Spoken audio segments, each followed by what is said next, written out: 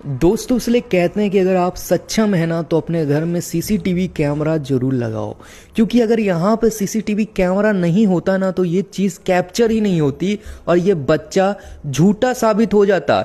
ये जो चीज़ें इसके साथ हुई है ना भाई, ये बहुत ज़्यादा ही डरावनी थी। वो तो सीसीटीवी कैमरे का भाई कि सीसीटीवी कैमरे के चलते सब कुछ दिख गया और इस बच्चे का जो सच था वो सबके सामने आ गया। तो ऐसा क्या हुआ मैं आगे फुल वीडियो दिखाने वाला हूँ, पूरी वीडियो देखना और कमेंट करके बताना कि सीसीटीवी कैमरा घर में होना कितना जरूरी है। और हाँ, पेज पे पहली बार तो मुझे फॉलो करना मत भूलना।